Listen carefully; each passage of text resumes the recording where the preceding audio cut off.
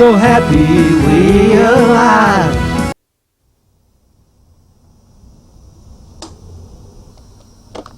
Good evening, and welcome to Louisville Late Night.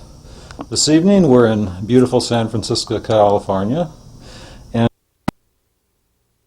from those figures, the Substance Abuse Mental Health Services Administration releases a big press release. There are 22 million people in America who are abusing or dependent on drugs.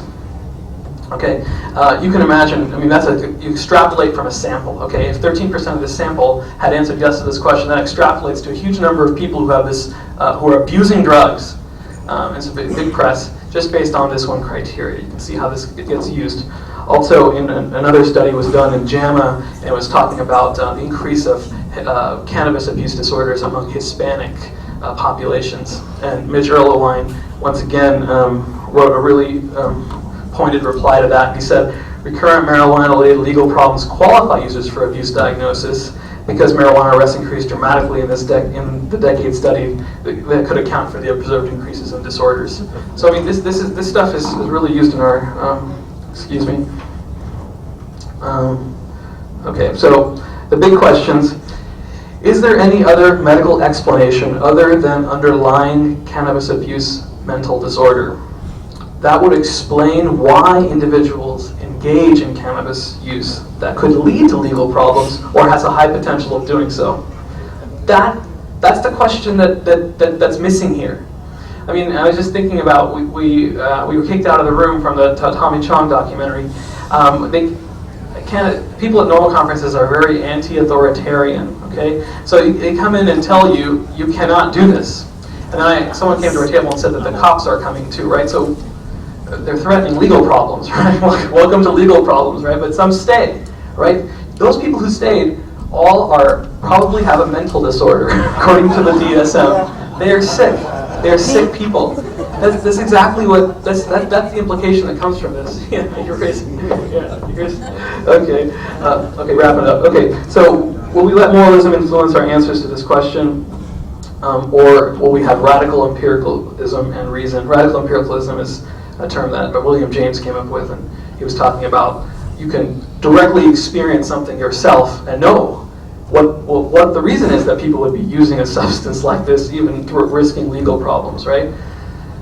You can imagine there's so many different ways you could find out about this, but you see we're not asking those questions.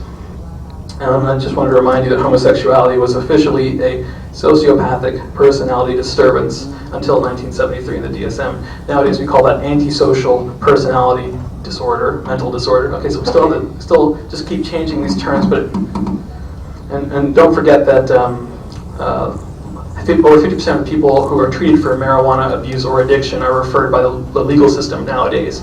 And this is exactly the piece that allows some doctor to sign off on every one of those individuals who come in with the legal problem. Somebody has to say he has a disorder in order for them to be treated. Right. If you got legal problems, okay, you got a disorder, we'll treat you, let's go. I mean, otherwise you shouldn't be treating people who aren't sick, right? Okay, so ask me, I'll tell you a story about my conversation with Dr. Noah Volkow, the director of NIDA, on this issue recently. It was very enlightening to see how they conflate cannabis with these other potent substances that perpetuates this idiocy. And anyway, that's a conclusion I want to come to. And thank you for your time.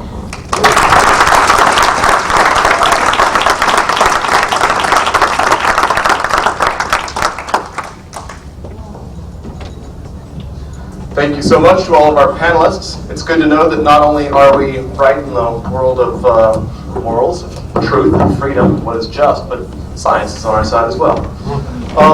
We have a few breakout sessions coming up next, but first an announcement. There's a cell phone that's apparently missing, and so if you see a stray cell phone running around, you can just turn it in to the check-in desk up there.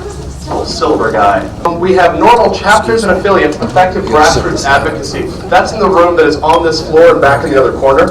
Then we also have Hemp is Happening indeed, Hemping even. That's going to be right here on this side of this room. And last we have And God Saw That It Was Good, Marijuana, Religion, and Sacrament. So that's going to be right over here. Please enjoy the rest of the conference, and we'll see you later on this evening.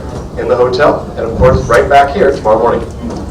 Could somebody announce out in the hallway that the panel's getting started? Okay, Jack would like to wait for popularizing the vaporizer around the world. And the other is Mr. Lee Bridges, the canvas poet. Anybody who's been to Amsterdam knows Mr. Lee. And I had the privilege of helping him through his death this year. And it was really a lesson to me and everybody around how to do it with dignity. Anybody else have a nomination for a friend or comrade? Les Crane, for instance. Go ahead. I'd like to nominate my deceased father that died on November 30th of 2005. He's a decorated Patriot veteran. All right. Anyone else? Hunter S. Thompson. Hunter S. Thompson. Jose? Boris Randall, MS patient from Sonoma County. He died in City General after 5 months. Been in the hospital, not able to get his medicine. We tried making right in there, but in the ICU, all the other patients complained, so finally switched to MS. Anybody else? Go ahead. Ann?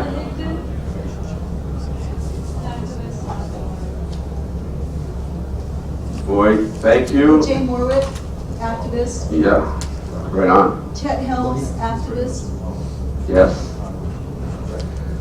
Okay, well, Jack and I are here to give you the hemp panel. And I am doing my best to try to explain from a scientific point of view the difference between hemp and marijuana.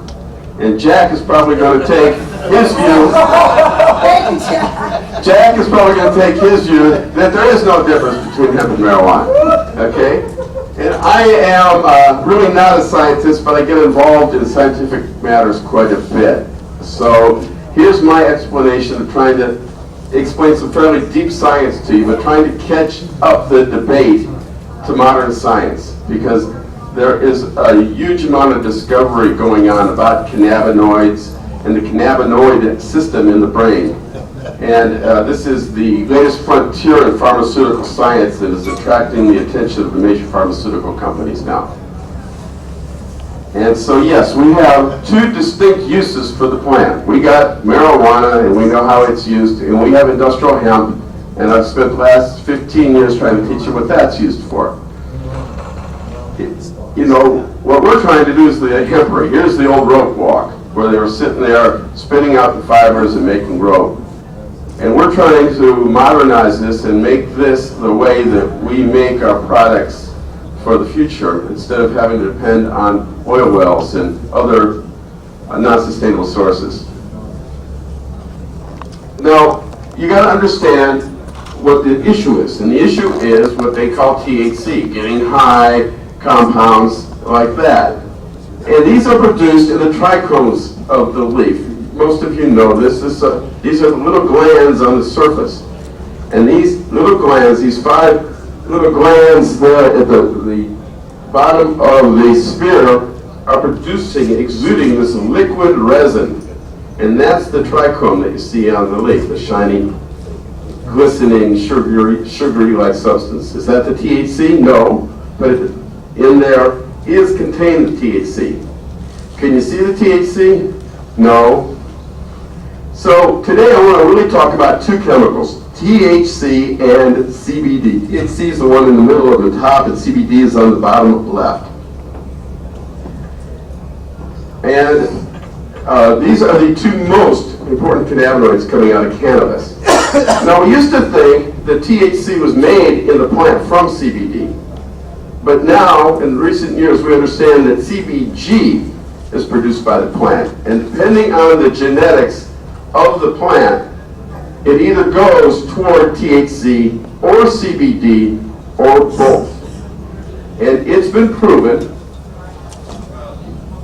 that these cannabinoids are co-dominant with each other. And I want to explain that concept to you.